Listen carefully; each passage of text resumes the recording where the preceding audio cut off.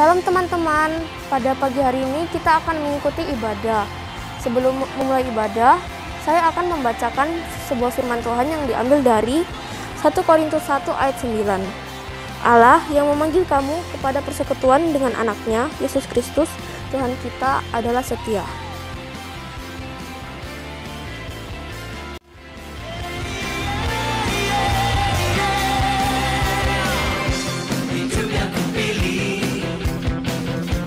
Membuatku berarti, karena Yesus Tuhan, tempatku percaya dan berharap.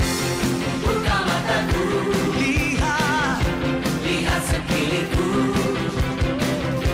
Ku harus nyatakan kebenarannya yang membebaskan.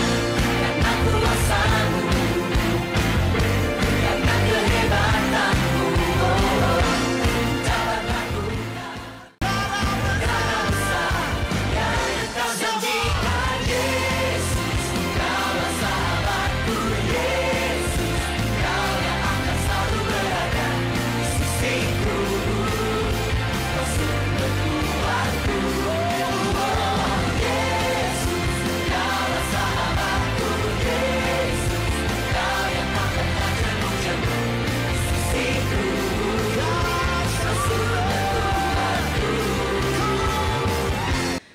Shalom semuanya, selamat pagi. Bersyukur sekali ya kita masih bisa beribadah meski secara online. Tapi itu tidak menyurutkan semangat kita untuk memuji dan memuliakan nama Tuhan. Mari kita datang ke hadirat-Nya, masuk ke dalam gerbang-Nya yang kudus, membawa segala pujian kita pada Tuhan, sebab Tuhan Dia baik.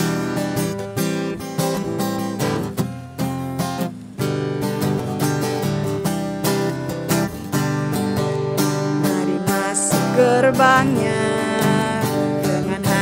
bersyukur, halamannya dengan pujian, baitnya dengan nyanyian syukur, hadiratnya penuh sukacita. Sebab Tuhan Dia baik dan anugerahnya kekal selama-lamanya. Amin. Sebab Tuhan Dia baik, sebab Tuhan Dia baik dan anugerahnya kekal selama-lamanya. Amin. Mari masuk gerbang-Nya dengan hati bersyukur, halamannya dengan pujian, baitnya dengan nyanyian syukur, hadiratnya penuh sukacita. Sebab Tuhan Dia baik dan anugerahnya kekal selama-lamanya. Amin. Sebab Tuhan Dia baik dan anugerahnya kekal selama-lamanya. Amin. Sebab Tuhan Dia baik, sebab Tuhan Dia baik dan anugerahnya kekal selama-lamanya. Amin. Sebab Tuhan Dia baik dan anugerahnya kekal selama-lamanya. Amin. Selama-lamanya. Amin. Selama-lamanya. Amin. Tuhan, puji nama Tuhan. Dengan segala kerendahan hati kita mau merefleksikan diri kita. Apa yang kita perbuat, yang kita ucapkan itu menyakiti hati sesama atau terlebih menyakiti hati Tuhan. Mari kita merenungkan itu semua dalam doa pengakuan dosa kita kepada Tuhan. Mari bersama-sama kita berdoa. Tuhan Yesus, terima kasih atas berkat-Mu pada pagi hari ini. Kami bisa beribadah ya Tuhan, meskipun secara online, Tapi ini tidak menyurutkan semangat kita untuk tetap memuji dan memuliakan nama-Mu ya Tuhan. Bapa, kami datang ke hadirat-Mu dengan kerendahan hati kami untuk mengakui segala dosa dan kesalahan kami. Ampuni segala dosa dan kesalahan kami yang telah kami perbuat ya Tuhan, baik itu kami perbuat dengan sengaja maupun tidak sengaja. Ajar kami terus untuk taat akan firman-Mu ya Tuhan, dan tegur kami jika kami berbuat salah. Terima kasih Tuhan Yesus, kami menyerahkan doa ini ke dalam tangan-Mu. Dalam nama Tuhan Yesus kami sudah berdoa dan mengucap syukur. Haleluya, amin.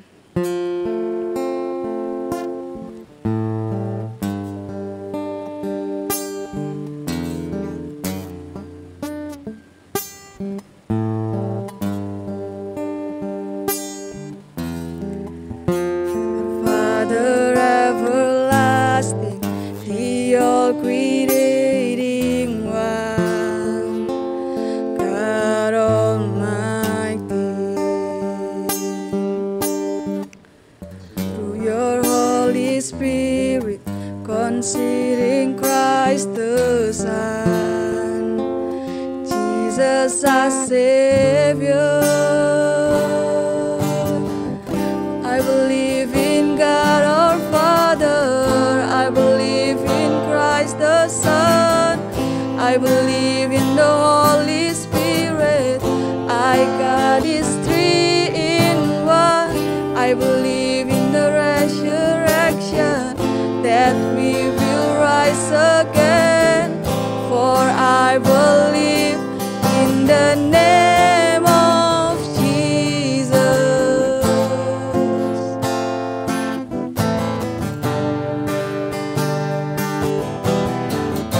Our judge and our defender, suffered and crucified. Our judge and our defender, suffered and crucified. Forgiveness is in you. Descended into darkness, you rose in glorious light. Forever seated high, I believe in Christ. I believe in God our Father, I believe in Christ the Son, I believe in the Holy Spirit, our God is three in one. I believe in the resurrection, that we will rise again, for I believe in the name of Jesus. I believe in you. I believe you rose again. I believe that Jesus Christ is Lord. I believe. I believe in you.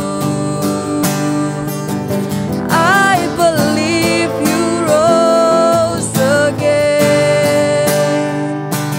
I believe that Jesus Christ is Lord.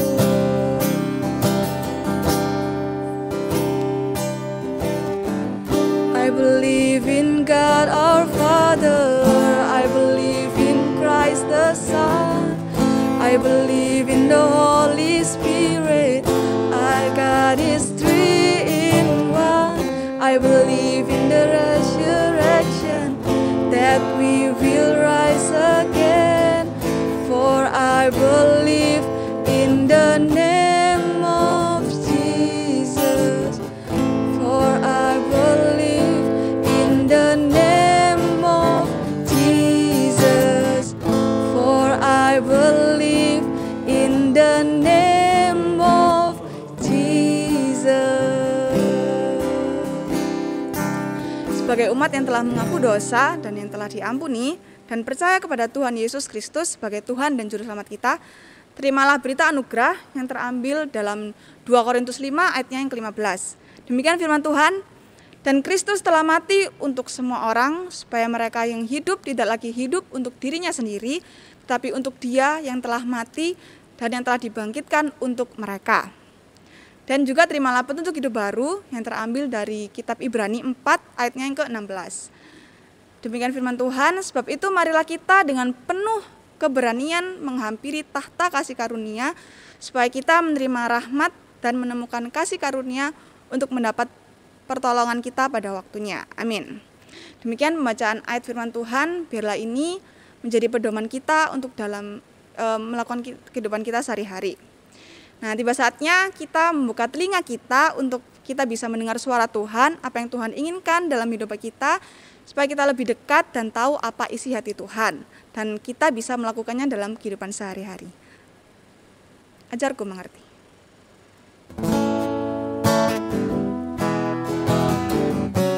Kita mau datang kepada Bapa, mengucap syukur atas kebaikannya, dan sekarang kita membuka telinga kita untuk mendengarkan isi hati Tuhan. Bapa-Ku datang kepadamu, ucap syukur atas kebaikan-Mu. Sekarang ku buka telingaku, ku mau dengar suara-Mu, biar ku mengenal-Mu lebih dalam, lebih dekat. Bapa, ajarku mengerti tentang isi hati-Mu.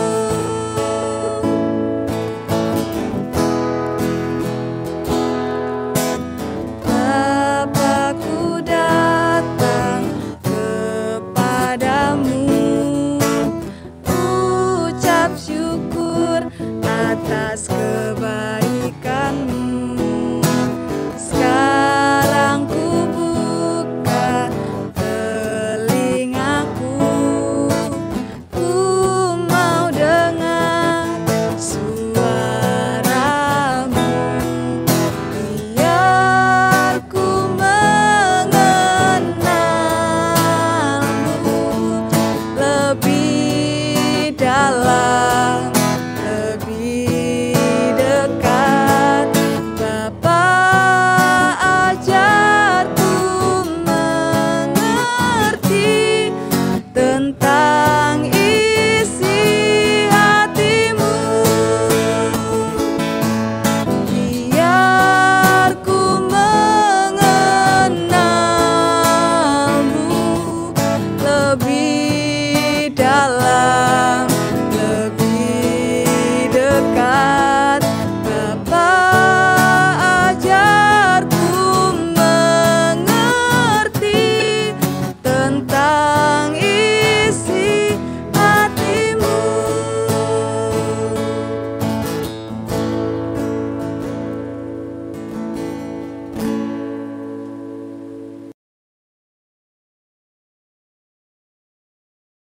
Teman-teman sekalian, sebelum kita memulai firman Tuhan, mari kita bersatu di dalam doa. Mari kita berdoa. Kiranya Tuhan yang menyiapkan hati kami untuk bersama-sama mendengarkan Kau berbicara.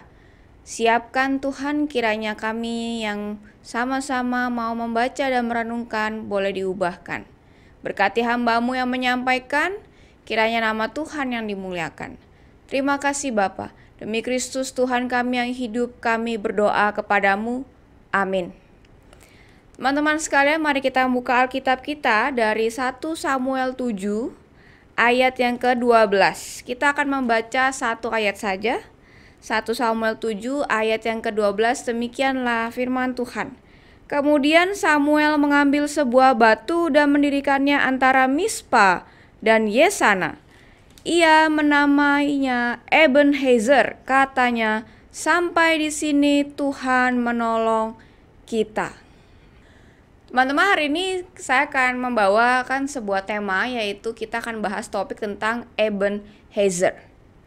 Nah teman-teman, saya mau cerita sedikit kira-kira November lalu ya, suami saya itu mengajak saya mencoba menjelajahi Pulau Madura tipis-tipis ya. Jadi saya nyobain lewat jembatan Suramadu, kemudian sudah menyeberangi ya, sampai di Madura. Tiba-tiba suami saya beride, gimana kalau kita coba ke Bukit Jedih? Kan kamu belum pernah nyoba ya. Nah, karena saya belum pernah ke sana, akhirnya coba-coba. Kemudian kami cari di Google Maps bagaimana perjalanan ke sana, kemudian kami ikuti jalan yang ditujukan lewat maps tersebut. Nah, teman-teman, siapa yang sangka bahwa jalan yang diberikan oleh maps itu bukan jalan alternatif bagi yang jalan pada umumnya.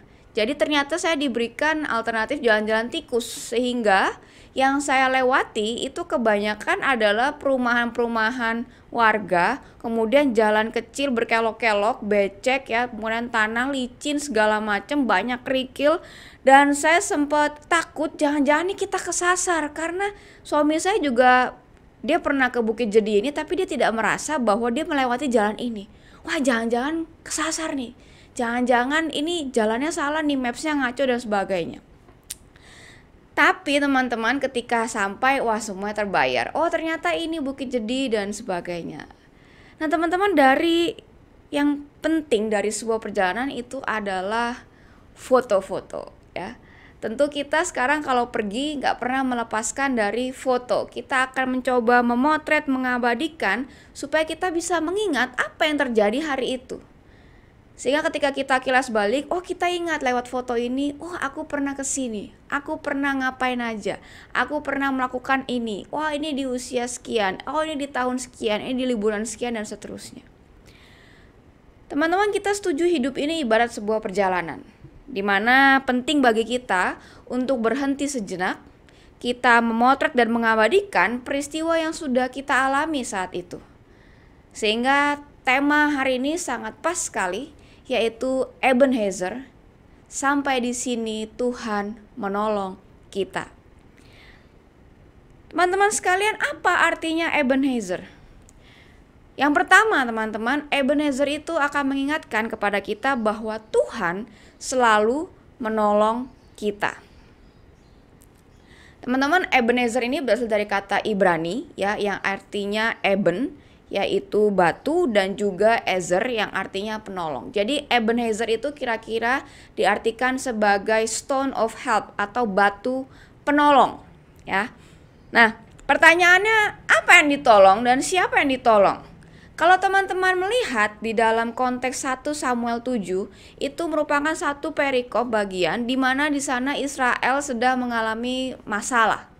Ada dua problem yang mereka alami. Yang pertama itu di bagian awal, yaitu bangsa Israel sedang mengalami problem di mana mereka ternyata menyembah berhala. Mereka banyak menyembah allah-allah lain, ilah-ilah lain, yaitu Baal, Asyitoret, segala macam dewa-dewa. Itu banyak sekali yang mereka sembah. Itu problem yang pertama. Problem yang kedua, teman-teman, ketika di ayat-ayat berikutnya diceritakan bahwa Israel itu akan mengalami serangan dari bangsa Filistin. Dan di sana dicatat bahwa di ayat 7 mereka itu ketakutan. Bangsa Israel ketakutan ketika akan diserang oleh orang Filistin. Kenapa? Kenapa sampai mereka takut? Nah, kalau teman-teman perhatikan di pasal-pasal sebelumnya, kira-kira di pasal 4, itu sebelumnya bangsa Filistin sudah pernah menyerang bangsa Israel, dan bangsa Israel itu kalah total, kalah telak ya dalam peperangan tersebut, sampai-sampai tabut Tuhan, tabut Allah yang berisi hukum Tuhan itu sempat dirampas, dibawa oleh orang Filistin. Jadi buat orang Israel itu adalah kekalahan yang sangat membekas buat mereka, karena mereka ini kalah telak benar-benar sampai tabut Tuhan pun dirampas. Maka ketika Filistin akan menyerang lagi, wah ini ketakutan menguasai oleh orang Israel.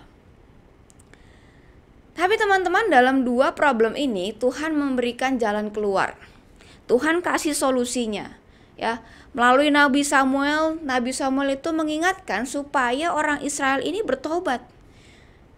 Problem pertamanya apa? Mereka tuh nyembah Allah lain, menyembah ilah-ilah lain selain Allah Yahweh. Karena itu Samuel bilang, sekarang kamu harus bertobat, tinggalkan semua para Baal itu, dewa-dewa yang kalian sembah, kemudian kamu berbalik menyembah kepada Allah. Wah, waktu dibilang gitu orang Israel langsung sadar ya, oh iya ya, mestinya kita nih tobat. Wah, akhirnya mereka bertobat minta ampun kepada Tuhan. Dan teman-teman, itu bukan cuma sekedar pertobatan yang asal-asalan ya, tetapi ini kesungguhan terlihat di mana mereka benar-benar menghancurkan para dewa Baal itu, mereka menghancurkan semua dewa-dewa, bahkan mereka sampai berpuasa. Mereka berpuasa memohon ampun kepada Tuhan. Tuhan tolong ampuni kami. Berkali-kali mereka ucapkan seperti itu. Mereka menunjukkan dalam attitude mereka. Mereka benar-benar menyesal, minta Tuhan yang mengampuni. Kemudian setelah itu diceritakan ayat 9, Samuel memberikan persembahan, memanggil nama Tuhan, memohon supaya Tuhan mengampuni bangsanya dan juga melepaskan dari bangsa Filistin. Dan akhirnya ketika perang itu terjadi, pertolongan Tuhan datang. Di ayat 10 Tuhan menolong dengan cara memberikan suara guntur yang sangat keras. Dan ternyata dengan suara itu mampu memberikan sebuah kemenangan kepada bangsa Israel.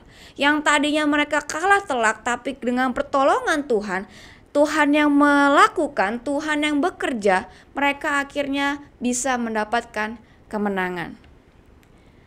Teman-teman, dari ketakutan menjadi sebuah kemenangan. Dari tangisan air mata menjadi sebuah sukacita. Sehingga jelas sekali di sini kita belajar bahwa yang menolong itu pasti adalah Allah. Tuhan yang begitu mengasihi kita itu pasti akan setia menolong umatnya. Teman-teman, sepanjang sejarah Alkitab pun kita bisa melihat bagaimana Tuhan senantiasa menolong umatnya dengan setia. Dari zaman perjanjian lama ketika mereka harus meninggalkan tanah Mesir keluar, mereka harus melawan Firaun, Tuhan yang tolong. Mereka harus melewati padang gurun selama 40 tahun menuju Kanaan, Tuhan yang tolong. Bahkan ketika mereka harus masuk ke Kanaan, mereka harus mengalahkan bangsa-bangsa sekitar, Tuhan yang tolong. Ataupun ketika mereka dalam pembuangan sekalipun yang sepertinya mereka hidupnya tidak baik, tetapi Tuhan yang tolong melepaskan mereka. Sampai ke perjanjian baru kita melihat bagaimana pertolongan Tuhan tidak pernah lepas melalui Yesus yang menolong dosa-dosa manusia. Teman-teman sekalian, Ebenezer adalah sebuah teologi bahwa Allah selalu menolong kita. Seperti ucapan pemazmur dalam Mazmur 54 ayat 5 yang mengatakan, sesungguhnya Allah adalah penolongku, Tuhanlah yang menopang aku. Teman-teman sekalian, mungkin ada yang sudah menonton film Marvel ini ya, yang sudah tayang dari November di bioskop. Nah, ini mengisahkan, film Eternal ini mengisahkan tentang sekelompok makhluk luar angkasa, yaitu Eternals. Yang disebut Eternals ini dia diutus ke planet bernama Bumi untuk melindungi Bumi dari serangan Devian. Ya, manusia semua yang ada di muka bumi itu dilindungi oleh Eternals.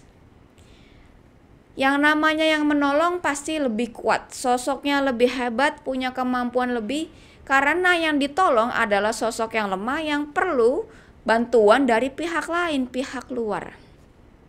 Nah, teman-teman, Eternals itu melakukannya, dia menggambarkan bahwa dia akan menolong makhluk yang lemah, yaitu manusia.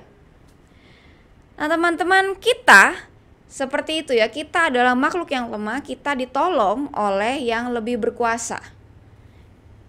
Nah, kalau di kisah film ini teman-teman, ini ada satu tokoh namanya Arisem juga. Dia ini juga niatnya itu terlihat seperti maunya menolong manusia. Sepertinya dia itu baik sekali ya. Jadi kalau teman-teman menonton film ini, Arisem itu yang mengutus Eternals supaya datang ke bumi, menolong manusia supaya tidak mati atau tidak diganggu oleh deviance ini. Nah, tetapi teman-teman, ternyata ya, Erism itu mengutus Eternals untuk menjaga semua makhluk bumi beserta isinya. Ternyata punya tujuan yang tidak baik. Ternyata tujuannya untuk kepentingannya sendiri, yaitu supaya Celestial itu bisa lahir dari planet bumi. Teman-teman, di film itu dikisahkan Celestial itu bisa lahir di planet bumi tersebut kalau populasi bumi meningkat sesuai kebutuhannya, kemudian mereka berkembang, mereka bertambah. Nah, itu menolong. Jadi sepertinya makhluk bumi dirawat, tetapi mereka harus berkembang, makhluk bumi harus bertambah banyak supaya Celestial lahir. Sementara ketika Celestial itu lahir, yang kita tahu di film berarti itu menghancurkan seluruh bumi, planet semuanya tuh hancur, terjadi ledakan. Jadi supaya Celestial lahir, bumi itu harus dikorbankan, harus mati semua, termasuk Eternalsnya itu sendiri. Nah teman-teman, Erism sepertinya menolong manusia, menolong bumi. Tapi ternyata tujuannya sesuatu yang merugikan manusia itu sendiri. Berbeda sekali dengan Allah kita, Allah di Alkitab, Allah yang kita kenal sebagai pribadi yang sangat mengasihi.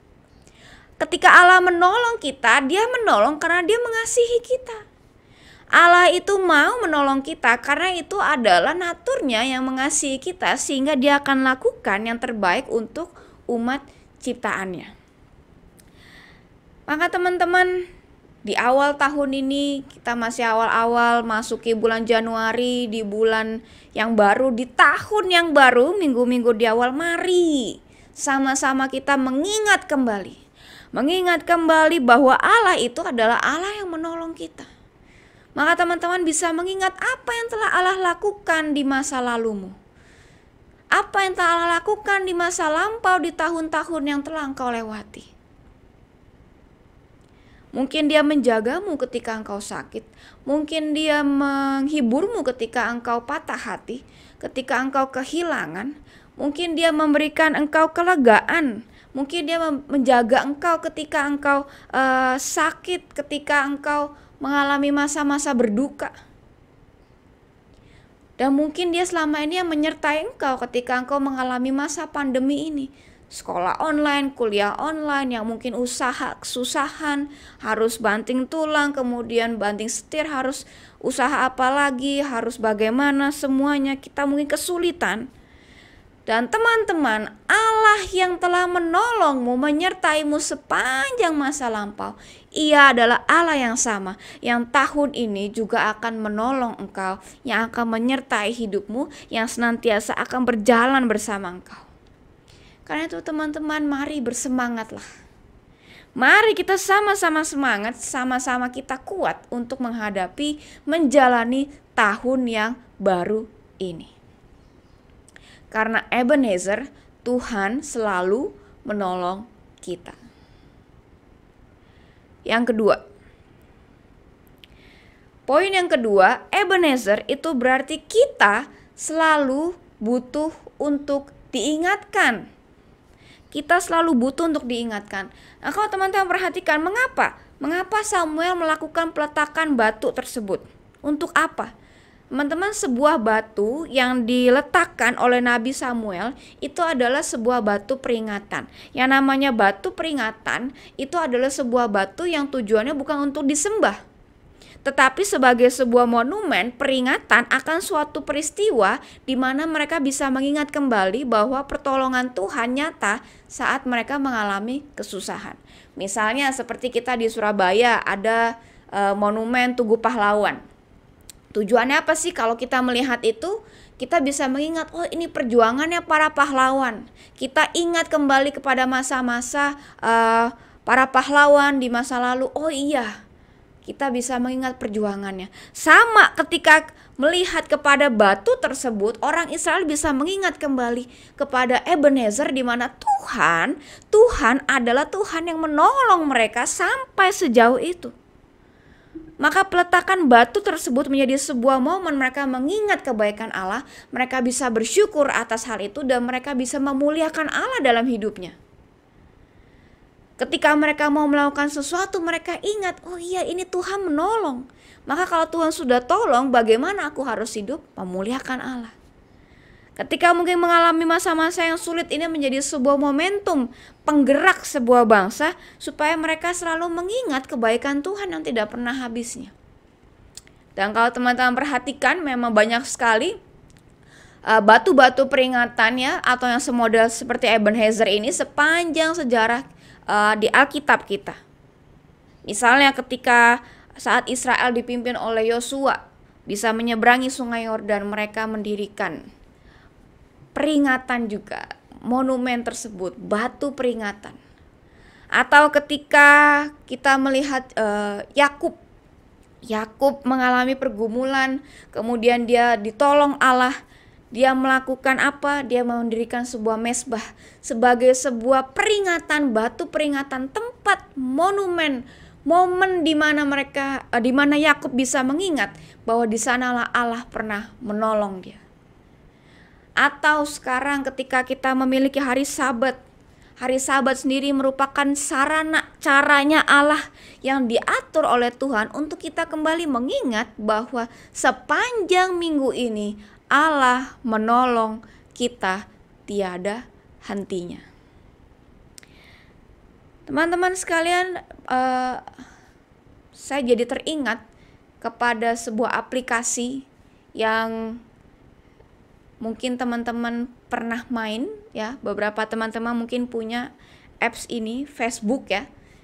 Nah, teman-teman kalau kalian punya sosial media Facebook ini, di dalam Facebook ini ada sebuah fitur di mana fitur itu adalah tentang memoris. Mengingat kembali memori-memori yang pernah kita lakukan, yang pernah kita kerjakan, apapun yang pernah kita bagikan di media sosial Facebook ini. Jadi nanti mungkin 1 tahun, 2 tahun, 5 tahun, 10 tahun, belasan tahun, Facebook itu setiap harinya akan mengingatkan bahwa bertahun-tahun silam kamu pernah melakukan ini. Nah teman-teman, saya pun juga punya yang namanya Facebook ya. Wah, ketika saya buka Facebook saya selalu diingatkan, wah ternyata 9 tahun yang lalu, 11 tahun yang lalu, 5 tahun yang lalu, 12 tahun yang lalu saya pernah melakukan ini, itu, saya pernah posting ini, saya pernah galau, saya pernah alay, dan ternyata semua orang pernah alay pada masanya teman-teman. Wah pernah juga ya segalau ini ternyata. Kalau ingat lagi memori-memori itu, saya ngerasa geli sendiri gitu ya. Ih ternyata aku pernah kayak gini ya. Teman-teman, Facebook mengajarkan kepada kita pentingnya mengingat sesuatu. Teman-teman, kalau hal yang seperti itu saja sepertinya remeh, sepertinya hal yang receh, ketika kita mengingat itu penting buat kita, apalagi mengingat kebaikan Tuhan di dalam hidup kita, jauh lebih penting dari semuanya itu. Teman-teman, saya jadi ingat, saya itu punya sebuah buku ini ya. Ini salah satu buku saya, ini namanya bullet journal. Jadi di buku ini biasanya saya suka menuliskan apa saja yang akan saya kerjakan satu hari atau apa yang sudah saya kerjakan. Jadi planning apa, atau mungkin hal-hal yang bisa saya syukuri. Semua kegiatan saya, mau saya masak apa hari itu, saya hari itu ngurus rumah apa, saya hari itu akan pelayanan apa, itu biasanya saya tulis di buku ini. Termasuk saat teduh saya bergumul apa, saya kesel apa, saya sukacita apa, itu semua saya ungkapkan di buku ini.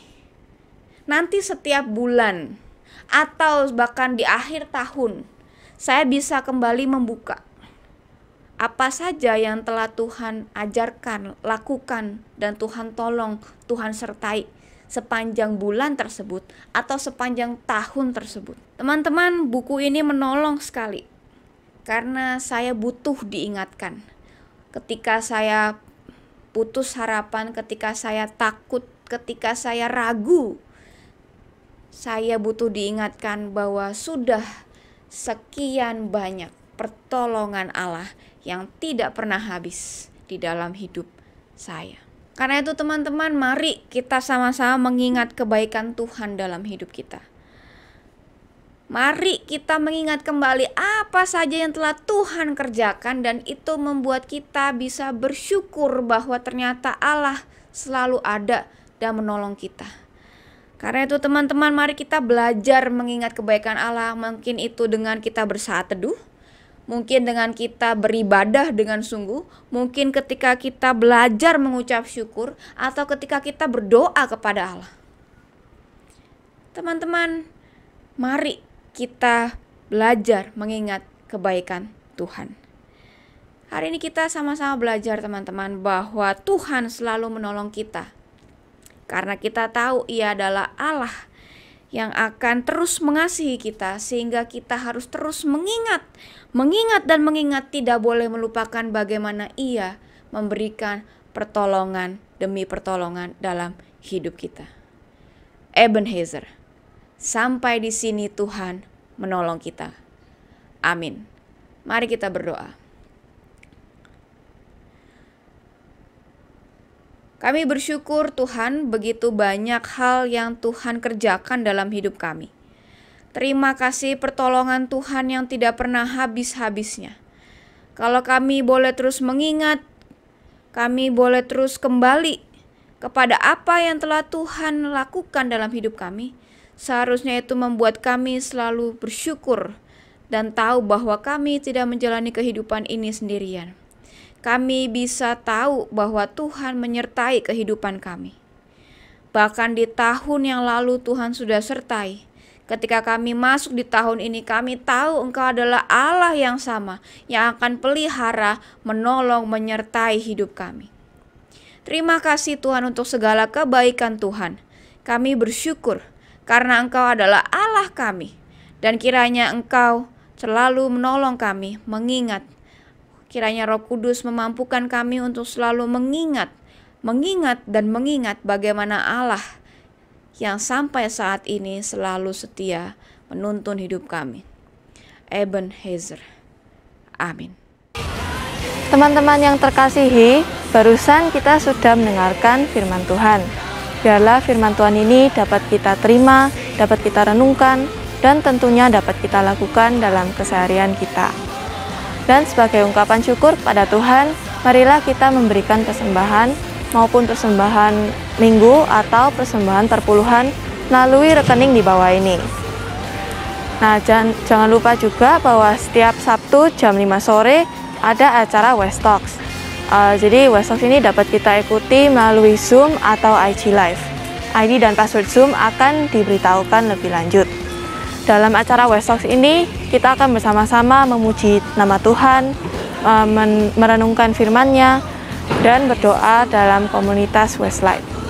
Dan terakhir, teman-teman, kita masih berada di dalam pandemi COVID-19 ini. Jadi jangan lupa untuk mematuhi protokol kesehatan ya, yaitu mencuci tangan, memakai masker, dan menjaga jarak saat keluar rumah.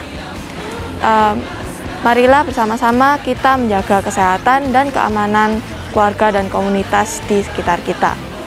Sampai jumpa minggu depan ya teman-teman. See you!